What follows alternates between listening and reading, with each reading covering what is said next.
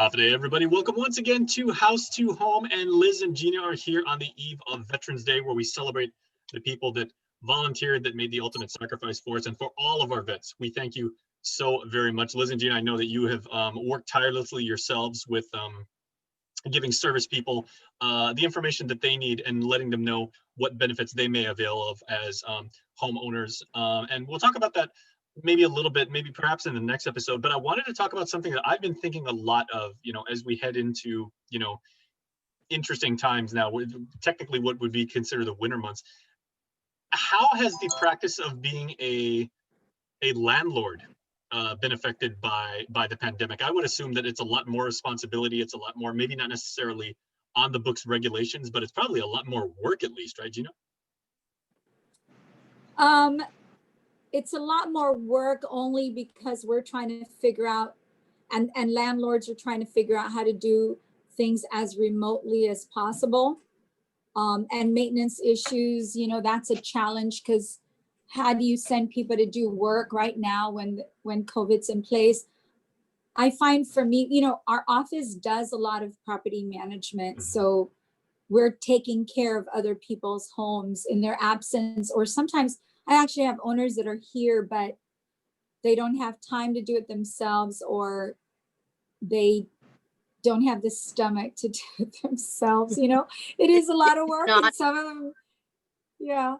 That's a very valid concern. I'm sure there are a lot of service. people out there that if they say, I get called by one of my tenants to say, my toilet's making this hissing sound, or, my sink won't stop, or there's something wrong with the air conditioning and everything like that, they may think twice about wanting to go out there into someone else's domestic place of residence and say, like, I could be stepping into, a little bit of a danger zone. Yeah, that's correct. I think the biggest challenge we're having right now is issues with rent collection. Everything else we can figure out. We're, people in the private sector, we are very creative, and we can come up with all sorts of ways to, we can find solutions for almost any problem. I think our biggest issue right now is the issue of rental collections, and for those tenants who are unable to pay or choosing not to pay. Right, Liz? Yeah, we've had complaints from landlords that they're not receiving their rental payments. And of course, we have to call and just see how they can do it. I think part of the problem is some of these people were receiving grants or assistance through the different federal programs, but they've chosen not to pay rent, and they've kept the monies and used it for shopping or whatever. So our poor landlords, they have mortgages that they have to pay. Mm-hmm. So there's a federal guidelines in place that says of course, you can't evict them through a certain date, but you may defer rental payments, but it doesn't waive it. So tenants are still obligated to pay that rent after a certain period. I mean, we had a situation where luckily we moved a tenant from one place to another they couldn't afford it anymore. So they were we moved them into a lower rent, which they can afford. But those cases, trying to help people to do that, if they're cooperating, makes it easy. But if they're not cooperative, then it makes it difficult. But in terms of rental payment, I feel bad for the landlords, because they have mortgages, and we're kind of concerned about what's going to happen, after Christmas, when things settle down a bit and their mortgages are behind, and what's going to happen then. It's a vicious cycle, to be sure, because one of the first things I remember distinctly, the two of you made and emphasized this point, over and over when the pandemic first started. Our first episode, with the three of us doing these interviews on Zoom, as you said, okay, we have this notion of rent deferral that's being proposed right now. Do not think for one moment that you're being waived off of your rent. All of your money is due in full at some point. So, keep your head about you. Remember that your bills will be due someday, because if the rentor does not pay their bills in full, then the landlord is going to have problems paying their bills. And then it's just this, it's just this chain of events that sets off, and then none of it's good for the economy. Yeah. None of it's good, Jace. Well, Yeah. the situation is, we're in the business of, we are the ones who, in most cases, for my landlords, our agency vets these applications, and this is how it looks for me. If based on my current income, if I can afford X right now, let's say I could afford to pay $1,000 a month right now, and I choose not to pay that rent for whatever reason, maybe because of the pandemic, I'm really scared. So instead of paying my rent, I'm holding on to that money. But if I don't save it, now the guideline, and it ended up being part of the CDC guideline, the guideline that we cannot evict for non-payment ends in December. A lot of the forbearance for mortgages also ends in December. Mm-hmm. So come December, these mortgages are, you got to start making your mortgage payment. Now imagine me, so I was only able to afford $1,000 a month. If I did not take my pandemic relief money and put it in a savings account and sit on it, I've been going through this since April, and it is now December, and all of that back rent is sitting there staring me in the face and saying, you got to pay this. But I didn't save that money. I used it on something else. It's so easy to do that.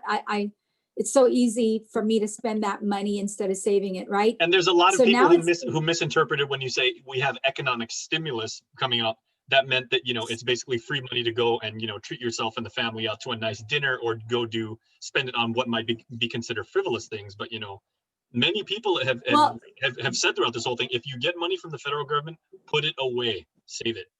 Or the money was meant for you to continue making your payments as if Right. you were still working. That it wasn't really meant for you to put it away. They were trying to, the idea of the stimulus money was to stimulate something. What? The economy.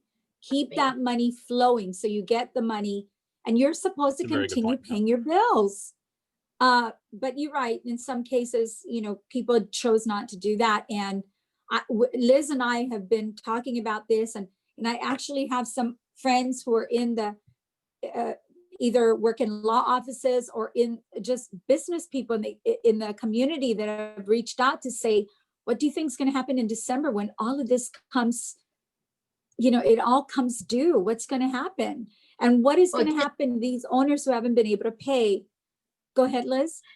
Just think about it. If you haven't paid your rent since April, what is it, 9,000 to 10,000 that's due after December? Mm-hmm.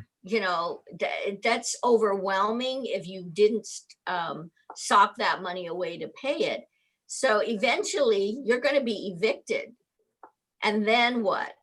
And you just bear in mind, if you didn't pay your rent and you get evicted and you want to move to another unit, we will take applications and we will check your previous landlord. Mm-hmm. So if you were given some stimulus money, you didn't pay it, it's going to show up somehow. I mean, as a landlord, I wouldn't want to rent to someone that didn't honor their bills and they have a bad credit rating because almost like having a blemish on your criminal record or being dishonorably discharged from the military, right? That little hiccup in your ability to be solvent will follow you. Yes. Definitely. Okay, we actually talk to the landlords and we ask, hey, did they take care of the property? Did they trash it? Were they paying rent on time? What was the circumstances when they left you? Would you take them back as a tenant again? Mm-hmm. So those are questions we would ask. Well, I guess my final question to the both of you, and please feel free to jump in as you see fit. But we've covered what considerations and what relief there were for tenants. As a landlord, and both of you are, and for anybody else who's watching this, if you are a landlord, what provisions or considerations or relief do landlords have right now if they have tenants who, for whatever reason, aren't making payment? Do you just chalk that up as it was bad business and you got to eat the cost, or is there something that the local government, the feds, somebody can do for you? there's really nothing. They gave it to the tenants. As a landlord, you're stuck. You eat it. You're, one So thing you got to could take the loss, probably do, basically. yeah, or Ouch. you could try to defer. Again, it's the same thing. You could go to your mortgage holder and say, hey, can you defer my monthly payments? But again, it's the same situation. It just piles up until it's due. And Jace,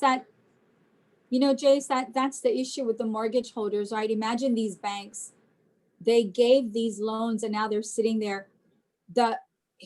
You're digging a bottomless pit the longer you allow people not to make a payment. It gets to the point that the debt is above their head and they can no longer reach up and climb out of that hole. And this is applicable to tenants and the landlords who own these properties. They, and unfortunately, the programs out there were not designed to help these, and I say these poor landlords because if we don't have these landlords, where is the community going to turn to rent homes? The mindset is always, well, the business community, oh, they're making money. They can suck it up. They can absorb the cost. No, not everybody's in that position. They cannot. Well, and I would say as business people, we hate losses, right? So maybe at the microeconomic model, what most landlords might consider doing, because many landlords, they hedge their bets by having multiple properties under their guidance, right? Is they would say, well, to kind of offset the loss I took from, tenants A, B, C, I'm going to have to raise the prices on, properties D, E, and F now. And then you've got, that imbalance, and that's unfair to the other people. So again, it's this series of events that happens. And, as we've discussed, it doesn't help when the business community right now is suffering. And if you own a business and on top of it, you're a landlord, that's double jeopardy. So yes. You're going deeper and deeper, because if you own a number of businesses, more than likely you're highly leveraged. And the only go ahead, Gina. Okay, Gina, you have the final word in the bottom line. What should business people know about if they are landlords? Well, Jace, when I have people coming to me and asking me to invest, because we talk about business people and we make the assumption that they can absorb all this, but anybody who has an investment, I have a lot of individual, just one person with one home, they just were lucky enough that they have a home and they moved off island, or they're holding on to a home because they want to pass it down to their children. And right now they're collecting rent and the rents aren't getting paid.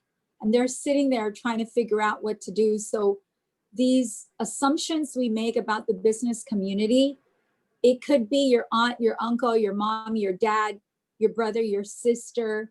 It could be that individual who has that home and is not collecting the rent payment, and they don't know how to make the mortgage payments.